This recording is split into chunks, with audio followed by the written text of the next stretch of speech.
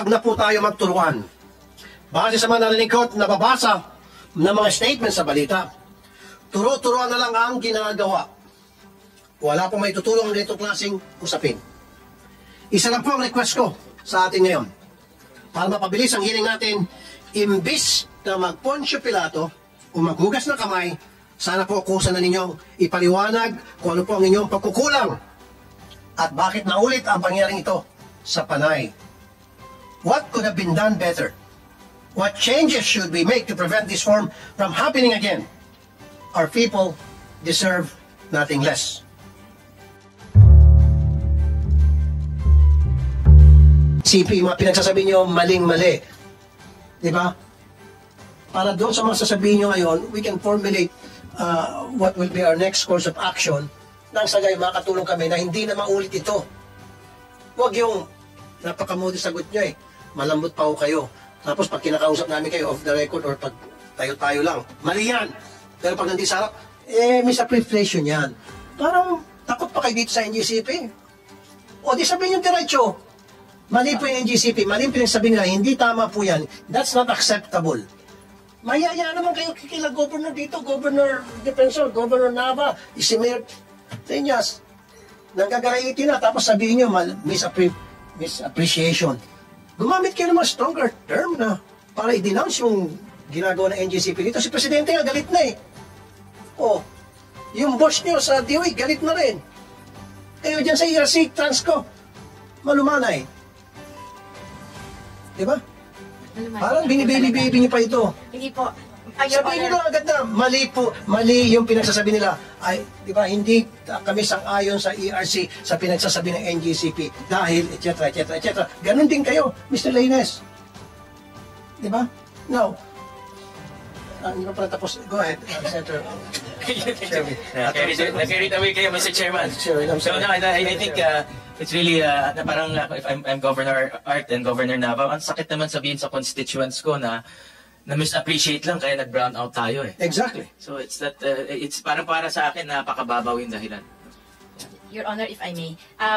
Siguro po, to address the point earlier, at least on behalf of the ERC, hindi po sa takot po kami sa NGCP. Takot po kami na ma-challenge yung aming ongoing investigation at ma-compromise po yung investigation by prematurely stating the conclusions. But we are not afraid to state what's in the code and what should have been expected of NGCP. The misappreciation is an observation na mukhang iba po yung naging Teka appreciation. muna, ma'am, excuse me. It happened January 2, right? Opo. Okay, ano ba ngayon? January 8 hanggang ngayon, you cannot still come up with a conclusion to your investigation? Hindi pa po, Your Honor. Kasi po nag-start pa lang po kami in fact, this week pa Gaano lang po katagal pa bago kayo makapag-come up ng inyong conclusion doon sa pag-imbestiga nyo dito sa nangyaring insidente? The April incident po, it took the Interim Grade Management Committee about 6 weeks to complete po the report. And we submitted a copy of the report to your office, Your Honor. Pero based on the information that you have on hand, at base doon sa mga libro na binabasa ninyo, sinasabi niyo may mga parameters na dapat i-meet, etc. Doon pa lang at least pretty much makaka-come up kayo ng statement to say na talagang mali itong NGCP. Si Presidente na nagsabi na mali. The President himself, baka pa niyo si Presidente. Kayo pa lumanay, si Presidente nag-issue na ng kanyang statement, strong statement na sinasabing mali ang NGCP. 2 beses na nangyari itong kalokohan ng NGCP. Pero kayo dyan sa ERC, hindi pa. Baka pa yung presidente nyo, natin. Baka ibang presidente nyo. Hindi po, kailangan lang pong matapos po yung... I know, pero marami ng violation to, Ma'am Attorney, Madam De Malanta. Alam nyo naman eh, ilang hearing na tayo eh. And you agreed with me in several occasions na talagang mali ito. Di ba? Katulad doon, meron di ba, minumultahan nyo ito, ay magbayad ng multa. Tatandaan nyo yun? Nagmamatigas pa sa inyo, tapos ngayon, malalamot-lamot pa rin kayo. Paano kayo gagalangin naman ito? Di ba, maging yung ikaw, Transco. Di ba? Karapatan nyo dapat pumasok para mag-inspect. Inspectionin yung loob ng pasilidad ng NGCP, hindi kayo pinapayagan, binabastos kayo, tapos kayo lalamot-lamot ka sa kanila. Eh lalo ka, hindi gagalangin. Oh, you have to speak the language they understand. Binabalasubas kayo, huwag kang maging malasubas, pero dapat maging firm ka. Sabayan mo. Excuse me, ma'am. Di ba? Di ba? May karapatan kayo na mag-inspect.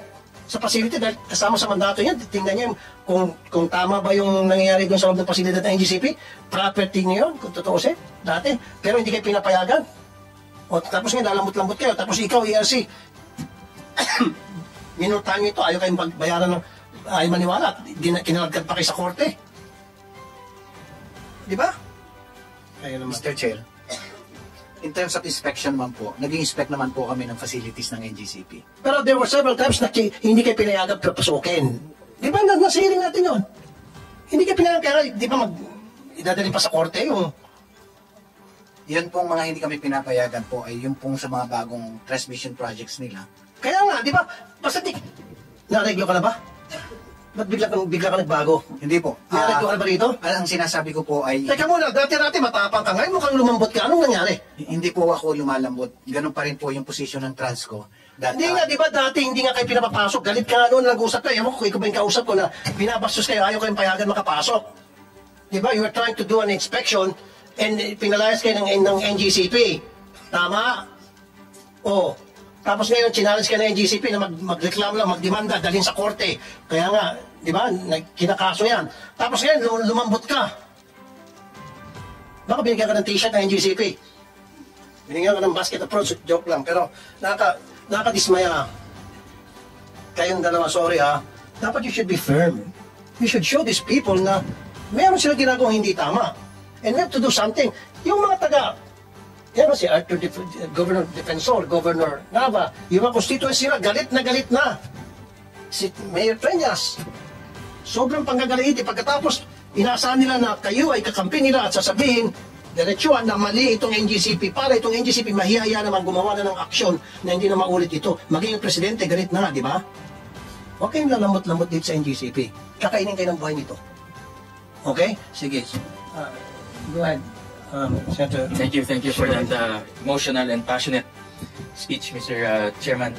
I just want to pursue again I'm reading the grid code right now, and like again to ask Chairperson Mona, here a grid shall be considered to be in an emergency state if one of the following conditions exist. Letter A, there is generation deficiency.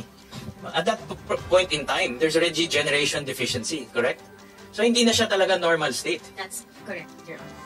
So, again, the presentation, yan nasa slide natin, is misleading because hindi na siya normal state.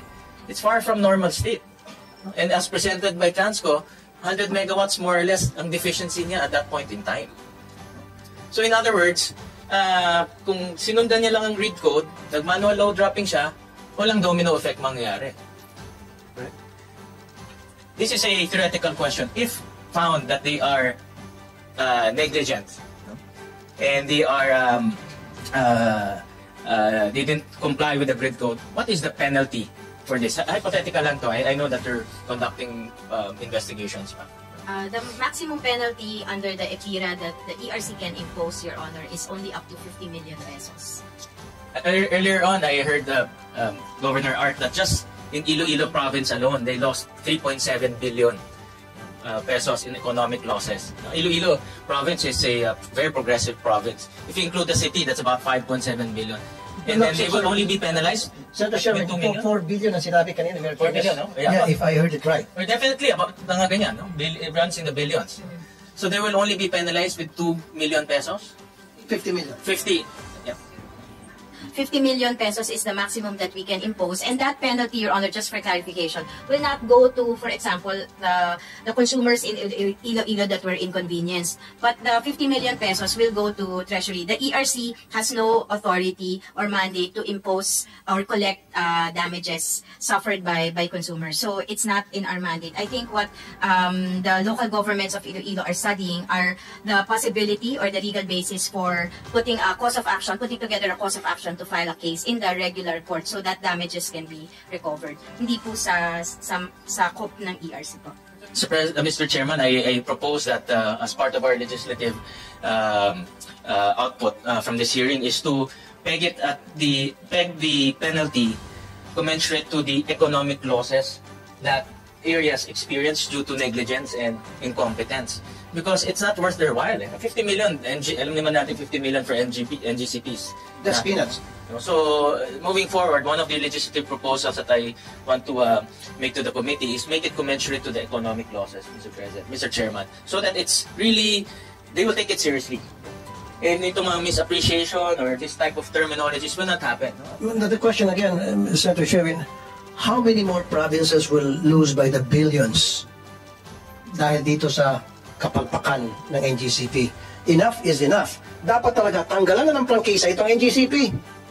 Nang saga, hindi na makaproperwisyo. And that's exactly the direction we're going to. And I'm asking the support of my colleagues here sa Senate and even sa Congress. Tanggalan na, marami ng grounds for the termination of the franchise of NGCP. Ang dami nilang kapalpakan ginawa. Huwag na natin payagan pang patuloy na pumalpak pa ito.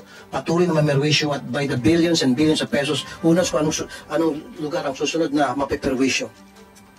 Thank you, Senator Wayne. Go ahead. Mr. Chairman, that's it for now. No, I'll yield to our other colleagues. I know our other colleagues are right. also waiting for their turn. Thank you, Senator Wayne. Now let's go to Senator Chis Cordero. Thank you, Mr. Chairman. Just to follow up on some of the points raised by our colleagues in